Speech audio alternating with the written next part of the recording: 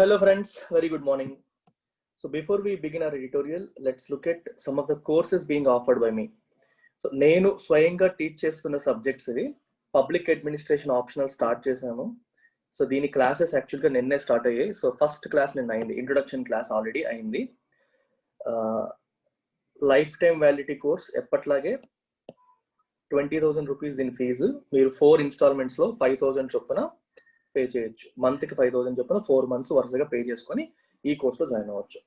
Entire course will be handled by me. Paper 1, paper 2 మొత్తం 500 marks మీకు UPSC మెయిన్స్లో వస్తుంది. And this is the most popular and most useful optional course that is available for UPSC. Will be dwelt personally by మీ.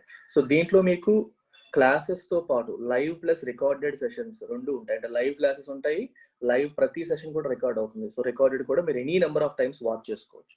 వీటితో పాటు test series కూడా, అంటే మీకు answer writing practice కూడా నేను స్వయంగా చేయిస్తాను.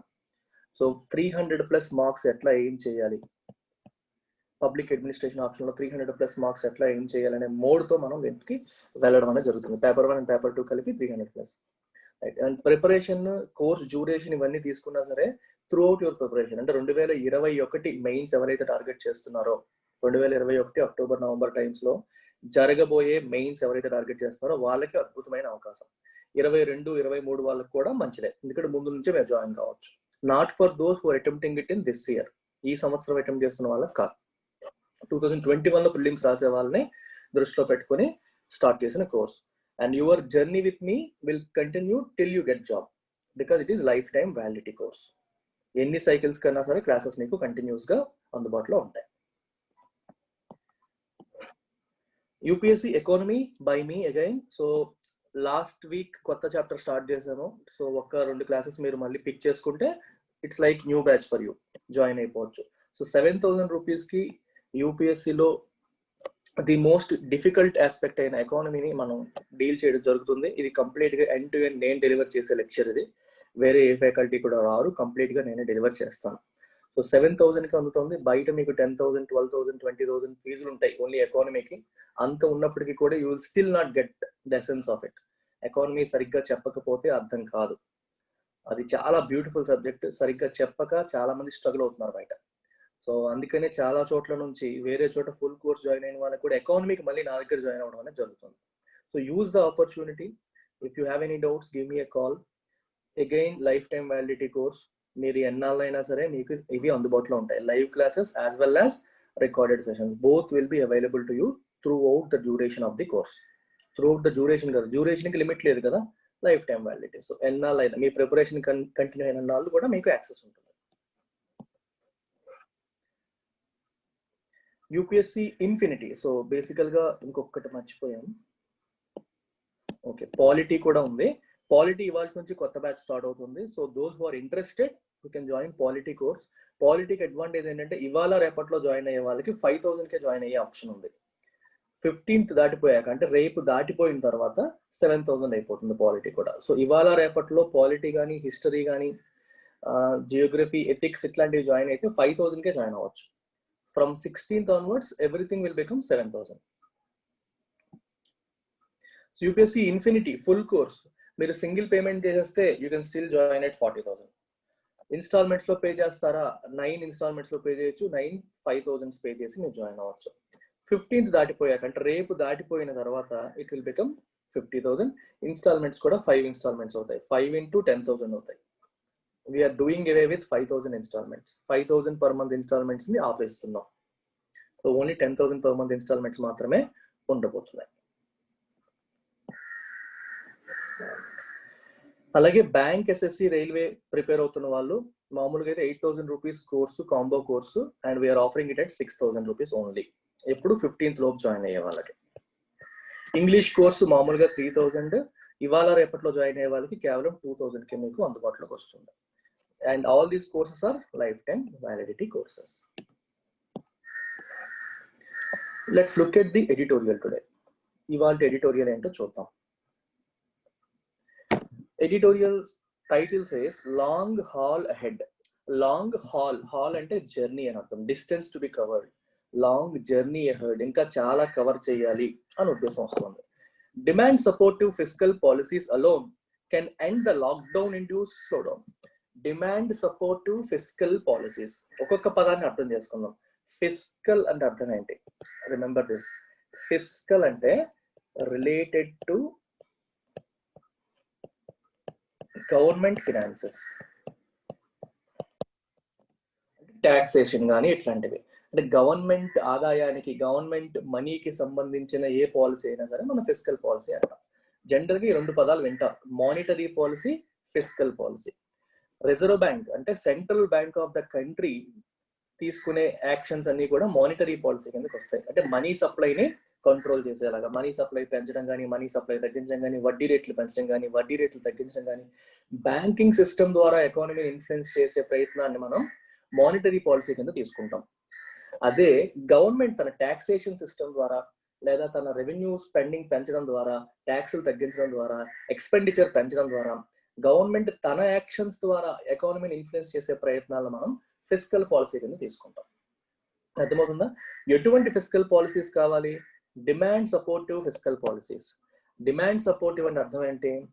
వస్తువులకి డిమాండ్ పెరిగేలాగా చేసే ఫిస్కల్ పాలసీస్ కావాలి.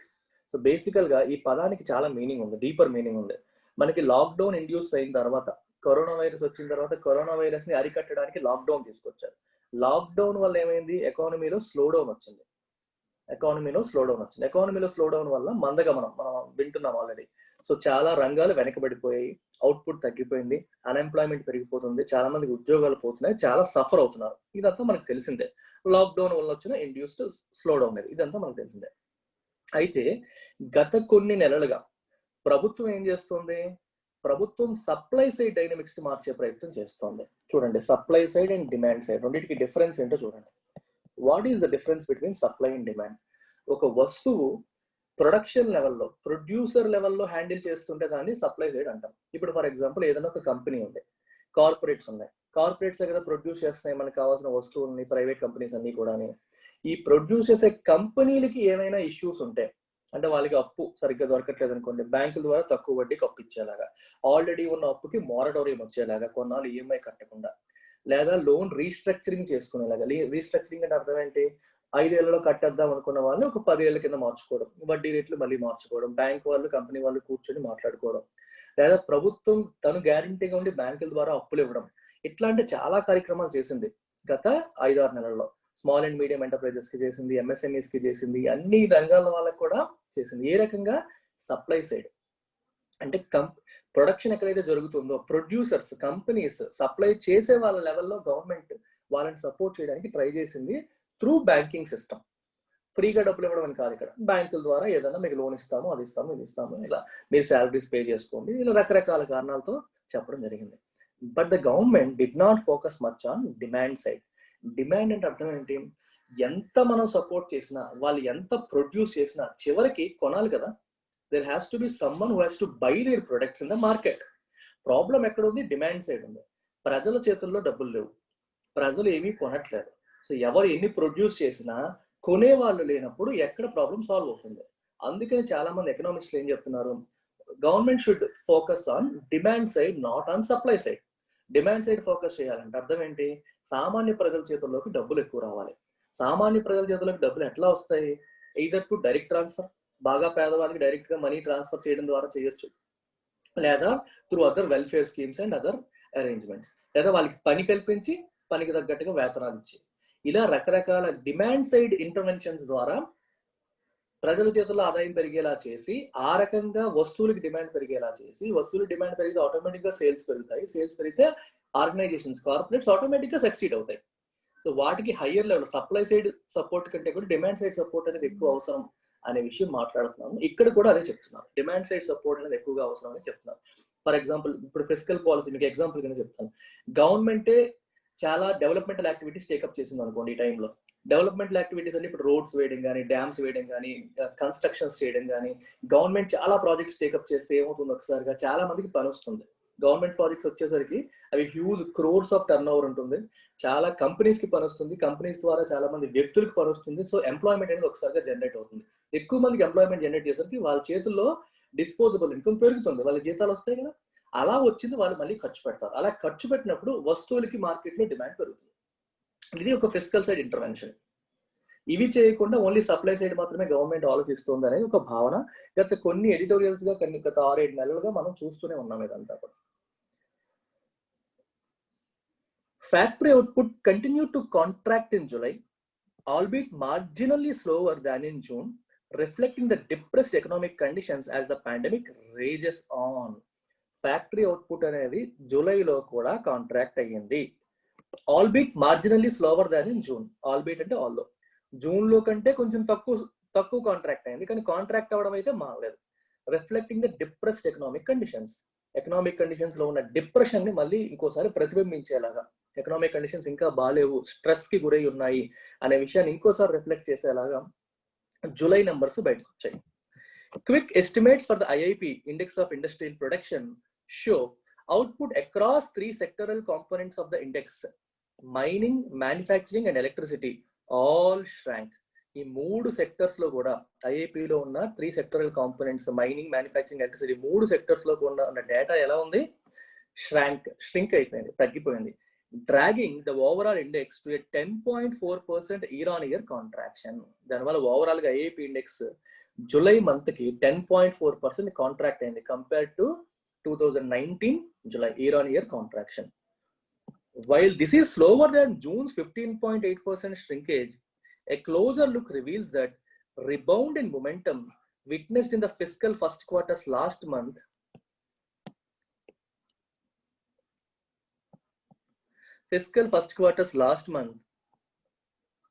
has dissipated appreciably. So దీని అర్థం ఏంటో చూడండి. While this is slower than June's 15.8% shrinkage, June లో 15.8% పడిపోయింది, దాంతో కంపేర్ చేసుకుంటే ఇప్పుడు 10.4% పడింది కాబట్టి బెటరే, దానంత ఫాస్ట్ గా తగ్గిపోలేదు. కానీ ఏ క్లోజర్ లుక్, కొంచెం డీటెయిల్డ్ గా మనం చూస్తే, it reveals that the rebound in momentum witnessed in the fiscal first quarters last month. దీని అర్థం ఏంటి? ఫిస్కల్ ఫస్ట్ క్వార్టర్ అంటే అర్థం ఏంటి? ఏప్రిల్, మే, జూన్. అంటే జూన్ లో మనం రిబౌండ్ ఇన్ మొమెంటమ్ చూసాం. రిబౌండ్ అంటే అర్థం ఏంటి? తిరిగి లేవడం. మొమెంటమ్ అంటే ఒక కదలిక లేకుండా అయిపోయింది, ఎకానమీ స్లో అయిపోయింది. దాంట్లో మళ్ళీ మొమెంటమ్ రావడం అనేది జూన్ ఫిస్కల్ ఫస్ట్ క్వార్టర్ అంటే ఏప్రిల్, మే, జూన్ క్వార్టర్ లో లాస్ట్ మంత్ అంటే జూన్ లో మనం చూసాం లైట్ గా. when the economy reopened and the contraction narrowed sharply from May's 33.9% fall. మేలో 33.9% ఫాల్ అయింది, జూన్ లో వచ్చేసరికి 15.8% ఫాల్ అయింది. సో కంపారిటివ్ గా మేతో కంపేర్ చేస్తే తగ్గింది, ప్లస్ జూన్ లో ఎకానమీ రీఓపెన్ అయింది. మనం రిబౌండ్ అనేది ఏదైతే చూసాం కొంచెం, ఆ రిబౌండ్ అనేది హ్యాస్ డిసిపేటెడ్ అప్రిషియబుల్లీ. అంటే ఆ రిబౌండ్ అనేది కంటిన్యూ అవ్వలేదు. సో బేసికల్ గా మనం ఏమనుకుంటాం, రిబౌండ్ అయింది అంటే ఇంకా అలాగే ఎకానమీ ఫాస్ట్ గా గ్రో అవుతుంది, చాలా తొందరగా మొమెంటం అందుకుంటుందని ఎక్స్పెక్ట్ చేస్తాం. కానీ అది డిసిపేర్ అయిపోయింది, స్లోగా డిసప్పీర్ అయిపోయింది. అంటే అవుతున్నట్టుగానే అనిపిస్తూ ఒక్కసారిగా ఆగిపోయింది. The most telltale sign of this flattening is the more than halved pace of growth in solitary use-based industrial activity of IIP's 6 product groups, in which output had turned positive in June. దీని అర్థం ఏంటో చూడండి. The most టెల్టేల్ అంటే అర్థం ఏంటి? టెల్టేల్ అంటే meaning ఏంటో చూడండి. రివీలింగ్ అని అర్థం. టెల్టేలింగ్ అంటే ఇండికేటింగ్, రివీలింగ్ అని అర్థం. The most indicative sign of this flattening అని అర్థం ఏంటి? రిబౌండ్. చూడండి, రిబౌండ్ అనేది ఇలా పికప్ అయి ఇలా వెళ్తే రిబౌండ్ అంటాం. ఇలా పికప్ అయి ఇలా ఉండిపోయింది అనుకోండి ఫ్లాటనింగ్. ఫ్లాట్ లాగా ఉండిపోయింది, ఫ్లాట్ గా ఉండిపోయింది, పెరగలేదు, అనుకున్నంతగా పెరగకపోవడం అన్నారు. ఇది ఆ ఫ్లాటనింగ్ ఒక బెస్ట్ ఇండికేటర్ ఏది, ఇండికేటివ్ సైన్ ఏది? Is the more than halved pace of growth in the solitary use-based industrial activity of the IIP 6 product groups, in which output had turned positive in June. అంటే output మనకి ఐఐపిలో 6 product groups ఉన్నాయి, అందులో output ఏదైతే positive అయ్యిందో June లో, వాటిల్లో ఉన్న face of growth అనేది చాలా తక్కువ ఉంటుంది. అర్థమైందా? More than halved pace of growth, 50% కంటే తక్కువ గ్రోత్ ఉంటుంది. మోర్ దాన్ halved, 50% కంటే బేసికల్ గా ఎక్కువ గ్రోత్ అనేది హాఫ్ అయిపోయింది. పేస్ ఆఫ్ గ్రోత్ అనేది 50% కంటే ఎక్కువ తగ్గిపోయింది అని అర్థం, right? Growth in consumer non durables ఏంటుంటాయి ఇందులో essential household items slip back to 6.7% from the preceding months 14.3%, betraying the abiding weakness in private consumption spending. ఒకసారి చూడండి, మనకి ఇదే చెప్పారు ఇక్కడ, మోర్ దాన్ హాఫ్ అని రాయడం అయింది కదా. కన్స్యూమర్ నాన్ డ్యూరబుల్స్ లో దాని గ్రోత్ అనేది 6.7% కి పడిపోయింది. From the preceding months 14.3%. అంతకుముందు 14.3% ఉన్నది కాస్త దాంట్లో సగం కంటే ఎక్కువ పడిపోయింది, 6.7%కే స్లైడ్ అయిపోయింది మళ్ళీ. Betraying the abiding weakness in private consumption spending. Betray అంటే అర్థం ఏంటి? రివీలింగ్. ఇక్కడ మీనింగ్ అదే, అంటే ప్రైవేట్ కన్జంప్షన్ స్పెండింగ్ లో ఉన్న వీక్నెస్ ని, అబైడింగ్ అంటే దాంతో పాటుగా ఉంటున్న వీక్నెస్ ని బిట్రే చేస్తుంది. బిట్రే అంటే రివీల్ చేస్తుంది అని అర్థం. ఇది చాలా ఇంపార్టెంట్ సెంటెన్స్ ఇది. సో ఇక్కడ బిట్రే అంటే అర్థం ఏంటి? ఎక్స్పోజ్ చేస్తుంది, రివీల్ చేస్తుంది అని అర్థం. అబైడింగ్ అంటే బై ద సైడ్ ఆఫ్, దాంతో పాటు ఉండడం. ప్రైవేట్ కన్జంప్షన్ స్పెండింగ్, సో చాలా ఇంపార్టెంట్ వర్డ్ ఇది. చూడండి, whenever you see this word, చాలాసార్లు నేను చెప్తూ వస్తున్నాను, ప్రైవేట్ కన్జంప్షన్ స్పెండింగ్. ఇక్కడ ప్రైవేట్ కన్జంప్షన్, ఈ రెండు పదాలు చూడండి. ప్రైవేట్ అని చూడగానే కార్పొరేట్ అనుకోవడానికి లేదు. కన్జంప్షన్, ప్రైవేట్ కన్జంప్షన్ అంటే అర్థం ఏంటి? హౌస్ హోల్డ్స్ అంటే మన మధ్యతరగతి లేదా middle, what ever is people, మన హౌస్ హోల్డ్స్ పెట్టే ఖర్చుని ప్రైవేట్ కన్జంప్షన్ అంటారు. అర్థమవుతుందా? If you say private investment, చాలా ఇంపార్టెంట్ ఈ పదాలు. ప్రైవేట్ ఇన్వెస్ట్మెంట్ అనే పదం వాడామనుకోండి, ఇప్పుడు ప్రైవేట్ ఇండికేట్స్ కార్పొరేట్స్. ఇక్కడ ప్రైవేట్ అనేది సామాన్య ప్రజలు కాదు, కార్పొరేట్స్ అని అర్థం. ప్రైవేట్ ఇన్వెస్ట్మెంట్ తగ్గింది అంటే అర్థం ఏంటి? కార్పొరేట్ కంపెనీస్ వాళ్ళ బిజినెస్ లో పెట్టే ఇన్వెస్ట్మెంట్ తగ్గించేశారు అని అర్థం. అంటే కొత్త బిజినెస్ పెట్టడానికి కానీ, బిజినెస్ ఎక్స్పాన్షన్ కానీ, కొత్త ఎక్విప్మెంట్ కొనడానికి కానీ, ల్యాండ్ కొనడం కానీ, పర్చేస్, ఇలాంటి వాటికి తగ్గించేస్తే దాన్ని ప్రైవేట్ ఇన్వెస్ట్మెంట్ తగ్గింది అంటాం. దాన్ని ప్రైవేట్ ఇన్వెస్ట్మెంట్ అంటాం. ప్రైవేట్ కన్జంప్షన్ అనేసరికి హౌస్ హోల్డ్స్ పెట్టే ఖర్చు, రెండింటికి డిఫరెన్స్ ఉంది. అర్థమవుతుందా? If you say public investment, public అని అనగానే మళ్ళీ ప్రజలు అనుకోవడానికి లేదు. పబ్లిక్ ఇన్వెస్ట్మెంట్ అంటే గవర్నమెంట్ ఇన్వెస్ట్మెంట్ అని అర్థం. పబ్లిక్ ఇన్వెస్ట్మెంట్ అంటే గవర్నమెంట్ పెట్టే ఖర్చు. గవర్నమెంట్ దేంట్లో పెట్టే ఖర్చు? ప్రజల కోసం పెట్టే ఈ లాంగ్ టర్మ్ అసెట్స్ క్రియేషన్ కోసం చేసే ఖర్చును మనం పబ్లిక్ ఇన్వెస్ట్మెంట్ అని అంటాం. So public investment, private investment, private consumption, exports, imports, ఇవన్నీ కలిపి జీడిపి వస్తుంది మనకి. అర్థమవుతుంది? ప్రైవేట్ కన్జంప్షన్ అంటే హౌస్ హోల్డ్స్ పెట్టే ఖర్చు. ప్రైవేట్ ఇన్వెస్ట్మెంట్ అంటే కార్పొరేట్స్ లాంగ్ టర్మ్ బేసిస్ లో, అంటే వాళ్ళ బిజినెస్ ఎక్స్పాన్షన్ కోసం, కొత్త బిజినెస్ పెట్టడం కోసం పెట్టే ఇన్వెస్ట్మెంట్ మనం ప్రైవేట్ ఇన్వెస్ట్మెంట్ అంటాం. అదే గవర్నమెంట్ చేసేదాన్ని పబ్లిక్ ఇన్వెస్ట్మెంట్ అని అంటాం. సో ఈ పదాలన్నీ చాలా ఇంపార్టెంట్. మామూలు ఇంగ్లీష్ లాగా చూడకూడదు, ఎకనామిక్ టర్మ్స్, వాటిని ఆ రకంగానే అర్థం చేసుకోవాలి. ఇక్కడ బిట్రే అంటే మీనింగ్ ఏంటి? రివీలింగ్ అని అర్థం. బిట్రే అంటే ఇక్కడ మీనింగ్ రివీలింగ్. దేని రివీల్ చేస్తుంది? The abiding weakness in private consumption. ప్రజలు స్పెండింగ్ చేయట్లేదు, కన్జంప్షన్ స్పెండింగ్ బాగా తగ్గిపోయింది, దాంట్లో ఉన్న వీక్నెస్ ని ఈ నెంబర్స్ అనేవి రివీల్ చేస్తున్నాయి. 14.3% గ్రోత్ ఉండేది జూన్ లో, ఇప్పుడేమో 6.7% కి పడిపోయింది. The other 5 groups posted double digit contractions. మీరు ఒకసారి ఈ సెంటెన్స్ మళ్ళీ ఒకసారి చూద్దాం. ఇందులో చూడండి, సాలిటరీ అంటే ఒక్కటే, యూస్ బేస్డ్ ఇండస్ట్రియల్ యాక్టివిటీ, ఇది ఒక్కటే పెరిగింది బేసికల్ గా. ఇది ఒక్కటే ఐఐపిలో ఉన్న 6 ప్రొడక్ట్ గ్రూప్స్ లో పెరిగింది ఒక్కటే, దాంట్లో ఉన్న గ్రోత్ కూడా బాగా తగ్గిపోయింది. అదేమో 14.3% ఉండేది కాస్త 6.7% అయ్యింది. మిగిలినవన్నీ కూడా ఇంకా కాంట్రాక్షన్ లోనే ఉన్నాయి. The other 5 groups posted double digit contractions with consumer durables and capital goods shrinking 23.6% and 22.8% respectively. Consumer durables ఏమో 23.6% పడిపోయింది, క్యాపిటల్ గుడ్స్ ఏమో 22.8%. క్యాపిటల్ గుడ్స్ చూడండి, పదంలోనే ఉంది. క్యాపిటల్ అంటే మూలధనం, క్యాపిటల్ గుడ్స్ అంటే లాంగ్ టర్మ్ గుడ్స్ అనమాట. లాంగ్ టర్మ్ గుడ్స్ అంటే అర్థం ఏంటి? ఎక్విప్మెంట్ కానీ, మెషినరీ కానీ, ఇట్లాంటి వాటిని క్యాపిటల్ గుడ్స్ అంటారు. ఓకే, మెయింటెనెన్స్ కోసం వాడే వాటిని క్యాపిటల్ గుడ్స్ అంటారు. ఇప్పుడు ఒక అప్పడాల ఫ్యాక్టరీ పెట్టాం, ఫ్యాక్టరీకి ఉన్న మెయిన్ మెషిన్ ఏదైతే ఉందో అది క్యాపిటల్ గుడ్ అవుతుంది. ఏదైనా సరే, మీరు ఏది పెట్టినా సరే, main equipment becomes capital good. If the trend in durables attests to RBI's evaluation last month that private consumption has lost its discretionary elements across the board, the capital goods data point to a dismal picture on the investment front. అర్థమవుతుందా? Trend in durables attests to RBI's evaluation last month. Durables లో ఉన్న trend ఏదైతే ఉందో, consumer durables లో ఉన్న trend ఏదైతే ఉందో అది అటెస్ట్ చేస్తుంది. అటెస్ట్ అంటే అర్థం ఏంటి? సపోర్ట్ అని. మనం అంటాం కదా అటెస్టేషన్ చేయండి అంటారు. వాళ్ళు చేసింది వాళ్ళు చెప్తుంది కరెక్టే అని చెప్పడం, బి అండ్ ఎవిడెన్స్ అని. అటెస్ట్ అంటే మీనింగ్ ఏంటి? ఒక ఎవిడెన్స్ లాగా ఇవ్వడం అనమాట. దేనికి ఎవిడెన్స్ ఇస్తుంది? RBI's evaluation last month, RBI కూడా ఒక ఎవాల్యుయేషన్ చేసింది లాస్ట్ మంత్. అందులో ఏమంది RBI? Private consumption has lost its discretionary elements across the board. Private consumption discretionary elements ని కోల్పోయింది across the board. Discretionary elements అంటే అర్థం ఏంటి? See look at this, private consumption చాలా కేర్ఫుల్ గా అబ్జర్వ్ చేయండి. ప్రైవేట్ అంటున్నాము, కన్జంప్షన్ అంటున్నాం. ప్రైవేట్ కన్జంప్షన్ అంటే ఏం చెప్పాను? హౌస్ హోల్డ్స్ పెట్టే ఖర్చు. హౌస్ హోల్డ్స్ పెట్టే ఖర్చులో రెండు ఉంటాయి, ఒకటి ఎసెన్షియల్ స్పెండింగ్, రెండవది డిస్క్రిషనరీ స్పెండింగ్. ఎసెన్షియల్ స్పెండింగ్ అంటే అర్థం ఏంటి? నిత్యావసరాలు, అన్నం పప్పు కూర మన బియ్యం ఇవన్నీ ఎలాగూ కొనాలి, నిత్యావసర వస్తువులు అనుకుంటాం. డిస్క్రిషనరీ స్పెండింగ్ అంటే spending that is given to the consumers choice. ఇప్పుడు నేను రైస్ కొంటానా కొననా నాకు చాయిస్ లేదు, నేను ఎలాగూ కొనాలి. కుటుంబాన్ని పోషించాలంటే ఆహారం అనేది తప్పదు, అవి ఖచ్చితంగా కొనాల్సిన వస్తువులు, అవి ఎసెన్షియల్స్ కిందకి వెళ్ళిపోతాయి. ఎసెన్షియల్ స్పెండింగ్ జనరల్ గా ఆగదు, జరుగుతుంది ఎలాగైనా సరే. డిస్క్రిషనరీ స్పెండింగ్ ఆగిపోతుంది. డిస్క్రిషనరీ అంటే అర్థం ఏంటి? గివెన్ టు వన్స్ చాయిస్, అంటే మనం ఆలోచించి కావాలంటే కొంటాము లేదంటే వద్దు. కావాలంటే కొందాము లేదంటే వద్దు అనే ఐటమ్స్ ఏంటి? మనకి ఇమీడియట్ నీడ్ ఉన్నవి కాదు, లేదా మనకి అవి లేకపోయినా బండి నడుస్తుంది అనుకునేవి. అంటే ఫర్ ఎగ్జాంపుల్ ఒక బైక్ కొనాలనుకుంటున్నాను, నాకు ఇమీడియట్ నీడ్ కాదు, నేను వాయిదా వేసేస్తాను. That is becoming that is my discretionary spending.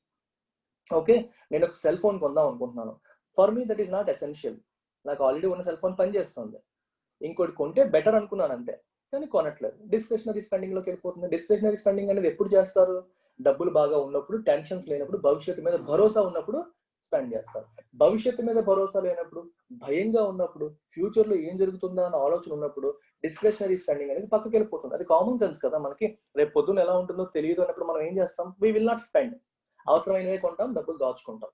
అందుకే discretionary spending across the board, అంటే అన్ని రంగాల్లో కూడా డిస్క్రిషనరీ స్పెండింగ్ అనేది బాగా దెబ్బతినింది. Private consumption has lost its discretionary elements. ఆ డిస్క్రిషనరీ ఎలిమెంట్స్ అనేవి ప్రైవేట్ కన్జంప్షన్ కోల్పోయిందని రిజర్వ్ బ్యాంక్ లాస్ట్ మంత్ ఒక ఎవాల్యుయేషన్ చేసింది.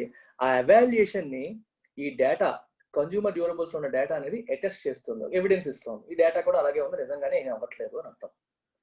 ఓకే, ఇది ఒక పక్క అవుతూ the capital goods data point to a dismal picture on the investment front. మీకు చెప్పాను ఇప్పుడే, క్యాపిటల్ గుడ్స్ అంటే అర్థం ఏంటి? What is the meaning of capital good? Capital అనే పదం ఎప్పుడు చూసినా గుర్తుపెట్టుకోండి, లాంగ్ టర్మ్ అని పెట్టుకోండి. క్యాపిటల్ అంటే మూలధనం. మూలధనం అంటే అర్థం ఏంటి? బిజినెస్ రన్ చేయడానికి లాంగ్ టర్మ్ లో, అంటే ఈ రోజు కోసం, ఈ రోజు ఖర్చుల కోసం పెట్టేది వర్కింగ్ క్యాపిటల్ అవుతుంది. ఓకే, నెక్స్ట్ 3-4 years దృష్టిలో పెట్టుకొని మనం పెట్టే ఇన్వెస్ట్మెంట్ క్యాపిటల్ అవుతుంది, మూలధనం అంటాం. అలాగే క్యాపిటల్ గుడ్, ఈ రోజు ఒక చిన్న మెయింటెనెన్స్ కోసం ఒక వస్తువు కొంటే అది క్యాపిటల్ గుడ్ కాదు.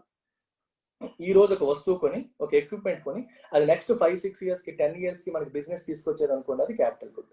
So land is a capital good గా తీసుకోవచ్చు మీరు. అలాగే machinery is a capital good. ఇవన్నీ కూడా క్యాపిటల్ గుడ్స్ ఉన్నాయి. క్యాపిటల్ గుడ్స్ యొక్క పర్చేజెస్ బాగా తగ్గిపోయాయి అంటే అర్థం ఏంటి? Businesses are not investing in their business. అంతే కదా, బిజినెస్ ఎక్స్పాండ్ చేసే ప్రయత్నాలు చేయట్లేదు, కొత్త బిజినెస్ లో పెట్టే ప్రయత్నం చేయట్లేదు. క్యాపిటల్ గుడ్స్ ఎక్కువగా కొంటున్నారంటే లాంగ్ టర్మ్ థింక్ చేస్తున్నారు, బిజినెస్ ఎక్స్పాండ్ చేస్తున్నారు, కొత్త బిజినెస్ పెడుతున్నారని తెలుస్తుంది.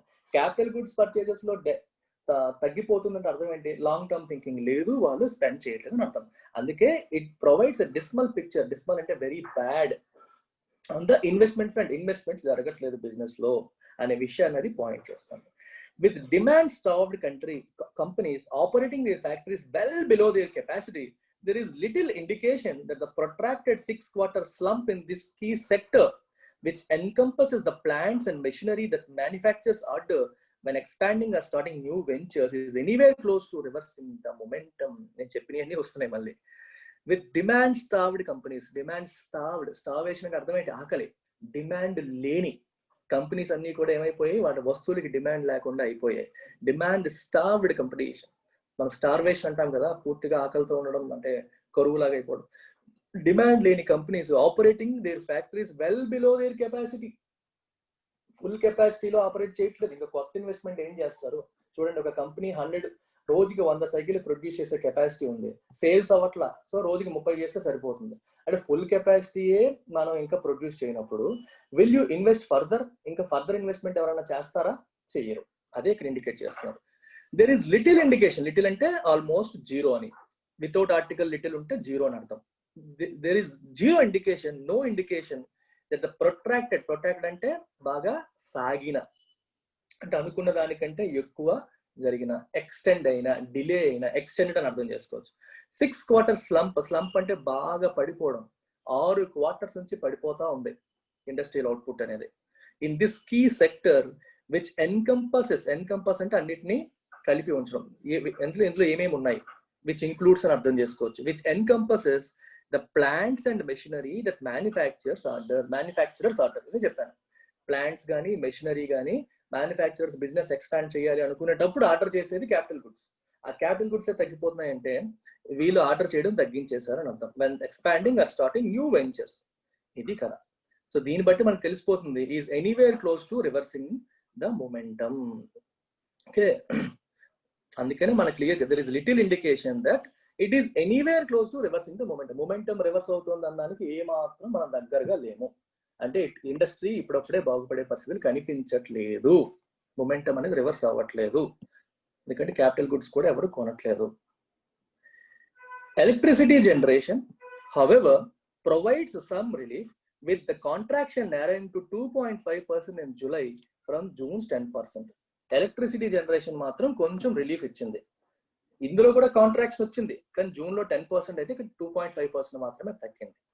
A deeper look at the 23 subcategories of manufacturing shows that only tobacco products and pharmaceuticals posted expansions in July, with the latter benefiting from the increased global demand for medicines, including generic drugs, in the wake of the pandemic. In the wake of అంటే following అని అర్థం. Pandemic ఉన్న ఈ తరుణంలో generic drugs కి, మామూలుగా medicines కి బాగా గ్లోబల్ డిమాండ్ పెరిగింది. ఇండియా గ్లోబల్ మ్యానుఫ్యాక్చరింగ్ హబ్ కాబట్టి మనకి ఫార్మాస్యూటికల్స్ లో ఎక్స్పాన్షన్ అనేది చూడడం జరిగింది. వీటితో పాటు టొబాకో ప్రొడక్ట్స్ లో కూడా ఎక్స్పాన్షన్ చూసాం. ఈ 23 సబ్ కేటగిరీ మ్యానుఫ్యాక్చరింగ్ లో 23 సబ్ కేటగిరీస్ చూస్తే ఓన్లీ ఈ రెండింటిలో మాత్రమే జూలైలో ఎక్స్పాన్షన్స్ వచ్చాయి, మిగిలిన అన్ని కూడా కాంట్రాక్షన్స్. ఇక్కడ లేటర్ అని వాడారు, LATTR. లేటర్ అంటే అర్థం ఏంటి, ఫార్మాస్యూటికల్స్. ఇక్కడ రెండు వాడారు కదా, టొబాకో ప్రొడక్ట్స్ అండ్ ఫార్మాస్యూటికల్స్ అని చెప్తూ తర్వాత లేటర్ అన్నాడు, అంటే తరువాత చెప్పబడింది ఫార్మాస్యూటికల్స్. ఇక్కడ ఫార్మర్ అని రాశారు అనుకోండి, FORMER. ఫార్మర్ అంటే ముందు చెప్పబడింది, టొబాకో ప్రొడక్ట్స్ అని వస్తుంది. The manufacture of pharmaceuticals, medicinal, chemical, and botanical products climbed 22% in July, making it the solitary product to post an expansion of 1.8% over April-July. Only pharmaceutical మాత్రమే, pharmaceutical, medical, chemical, botanical products ఇవి మాత్రమే 22% జూలైలో పెరిగాయి. Overall గా April, మే, July ఈ 3 నెలల quarter కి, first quarter తీసుకుంటే ఈ ఒక్క ఇండస్ట్రీ మాత్రమే 1.8% పెరిగినట్టు తీసుకోవచ్చు.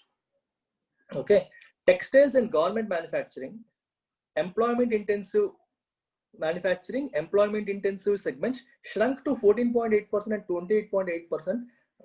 28.7% respectively. ఇవన్నీ బాగా పడిపోయాయి. To be sure, the IIP data come with a lag of 6 weeks and a few more recent indicators give room for some guarded hope. Okay, IIP data ఎప్పుడు కూడా 6 వారాల తర్వాత వస్తుంది. జూలై డేటా గురించి ఇప్పుడు మాట్లాడతాం. జూలై డేటా ఎప్పుడు మాట్లాడుతున్నాం మనం, సెప్టెంబర్ మిడ్ లో మాట్లాడుతున్నాం, అంటే 6 వారాల తర్వాత వచ్చింది. అర్థమవుతుందా? అంటే ఇప్పుడు మనం ఆగస్ట్ లో ఏమై ఉంటుందో మనకి ఇంకా తెలియదు, ఇది ఓన్లీ జూలై గురించి మాట్లాడుతున్నాం. సో కాబట్టి ఈ డేటా చూసి పూర్తిగా డౌన్ అయిపోవాల్సిన అవసరం లేదు, ఎందుకంటే ఇది లేట్ గా వస్తున్న డేటా. జూలై అనేది జరిగిపోయి చాలా రోజులు అయిపోయింది. And few more recent indicators give room for some guarded hope. ఇంకొన్ని ఇండికేటర్స్ ఉన్నాయి, అవి కూడా మనం చూడాలి. ఓన్లీ IIP డేటా బట్టి ఎకానమీ బాగాలేదని చెప్పేయకూడదు. ఇంకొన్ని ఇండికేటర్స్ చూస్తే మనకు కొంచెం కాషియస్ హోప్, గార్డెడ్ అంటే కాషియస్, కొంచెం అంటే ఆశ కలిగేలాగా కొంత డేటా ఉంది, హోప్ కలిగించేలాగా, నమ్మకం కలిగించేలాగా కొంత డేటా ఉంది. కాకపోతే మరీ ఎక్సైట్ అయిపోకూడదు, గార్డెడ్ గా అంటే జాగ్రత్తగా, కాషియస్ గా ఆ హోప్ పెట్టుకోవచ్చు. For example, for one, the latest IHS market India manufacturing PMI survey based outlook signals that the sector likely posted some expansion for the first time in 5 months in August. Okay, చూడండి, IHS market India manufacturing PMI survey.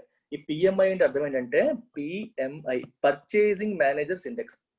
Purchasing managers index చాలా important. ఈ survey చాలా important. ఈ survey ఎందుకు important అంటే, purchasing manager ఏదైనా manufacturing plant, ఏదైనా corporate కంపెనీలో పర్చేజెస్ చేసే మేనేజరే మోస్ట్ ఇంపార్టెంట్ అవుతాడు. ఎందుకంటే అతను అంటే వాళ్ళ ఇన్వెస్ట్మెంట్ పరంగా వాళ్ళు పాజిటివ్గా ఉన్నారా నెగిటివ్గా ఉన్నారా ఎలా తెలుస్తుంది? ఎవరైనా సరే పాజిటివ్గా ఉంటేనే కొత్త పర్చేజెస్ చేస్తారు. నెగిటివ్ మైండ్ సెట్ తో ఉంటే ఎకానమీ బాగోదు, మనకి రేపు పొద్దున బిజినెస్ బాగోదు అనేటప్పుడు కొత్త పర్చేజెస్ చేయరు, ఖర్చులు తగ్గించేసుకుంటారు. మనుషులైనా అంతే, కంపెనీస్ అయినా అంతే. మనుషులైనా అంతే, కంపెనీస్ అయినా అంతే. అందుకని పర్చేజింగ్ మేనేజర్స్ యొక్క మైండ్ సెట్ ఏంటి అని చెప్పి సర్వే చేస్తారు. వాళ్ళందరినీ కలిసి వాట్ ఈజ్ యువర్ అవుట్లుక్, మీరు ఏదైనా కొత్త పర్చేజెస్ చేయాలనుకుంటున్నారా ఈ మంత్ అని అడుగుతారు. ఆ సర్వేలో వాళ్ళు పాజిటివ్ గా చెప్తే అది పాజిటివ్ గా ఉంది అని అర్థం, నెగిటివ్ గా చెప్తే నెగిటివ్ గా ఉంది అని అర్థం. సో ప్రతిసారి కూడా ఈ సర్వే జరుగుతుంది. ఈ వీళ్ళ manufacturing PMI, purchasing managers index అంటారు.